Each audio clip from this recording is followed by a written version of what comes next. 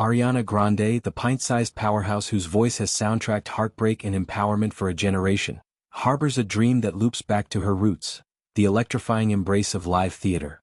At 32, with a resume boasting Grammy Golds, Billboard nominations, and now a box office behemoth in Wicked, Grande's trajectory from Broadway chorus girl to global diva is a masterclass in reinvention. Yet, in a revealing tête-à-tête with Nicole Kidman for Interview magazine, she confessed a longing to return to the stage, not as a fleeting guest, but as a committed lead in the loving genre of musical theater. "I love theater so much," she declared, her words a love letter to the art form that shaped her, evoking spotlit sweat, standing ovations, and the raw communion between performer and audience that no arena echo can replicate. The conversation, sparked by Kidman's probing query on live theater's allure, unearthed Grande's formative chapter. "And I actually did a Broadway show when I was 13 years old.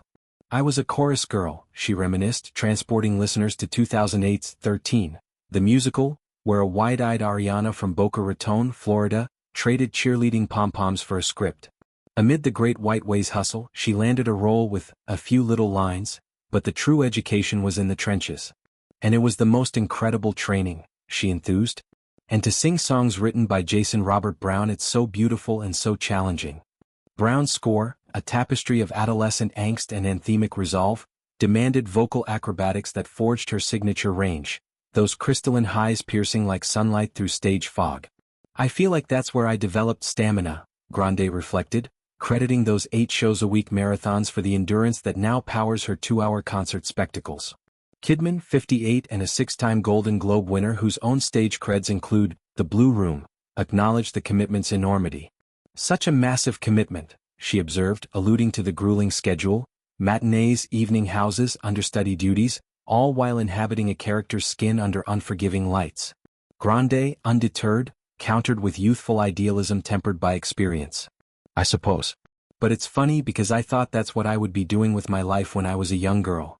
It's a poignant admission, the girl who belted show tunes in her bedroom, dreaming of Wicked, or Rent, sidetracked by victorious fame and dangerous woman dominance.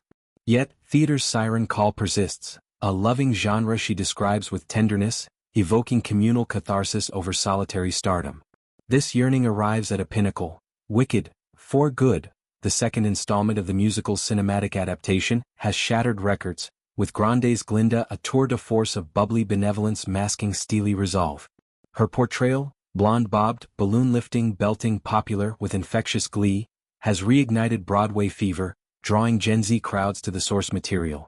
Post-premiere, Grande flooded socials with gratitude. "I fell in love with Wicked when I was 10 years old. It has been an escape and a place where I knew I could find comfort and understanding throughout my child and adult life." The franchise, penned by Stephen Schwartz and Winnie Halsman, mirrors her arc. An outsider ascending to icon, friendship's alchemy turning witches into wonders. "Becoming your Glinda the Good and being asked to join this most wonderful group of human beings on a most creatively fulfilling journey was the greatest gift of my life," she continued, her prose poetic as her pipes. "I'm so thankful to have been a tiny piece of this bubble puzzle and to be your Glinda."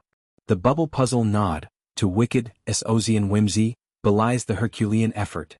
8 months of filming, vocal coaching to preserve those whistle notes, and emotional dives into Glinda's arc from socialite to sorceress.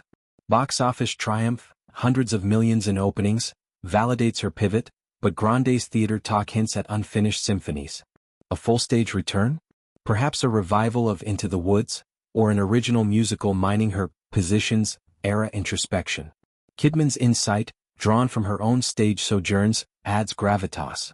The Aussie-American who traded soaps for spotlights, knows the double-edged sword, adulation's high, isolation's toll. Grande, mentored by figures like Stephen Colbert, who hosted her Broadway debut, and now Kidman, absorbs these lessons.